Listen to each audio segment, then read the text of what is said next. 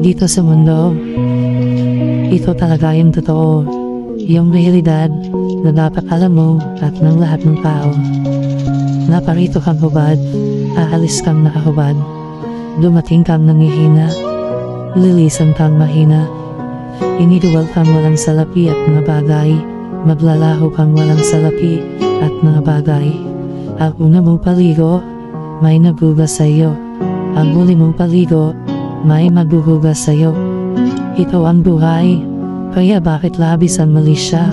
Ang inggit, ang pagkamuhi, ang galit at pagkamakasarili. Maging mabait sa lahat at gumawa ng kabutihan. May hangganan ng oras natin sa mundo. Huwag sayangin sa walang kabuluhang bagay. Manalangin at higit sa lahat, huwag nating sasambahin ng pera.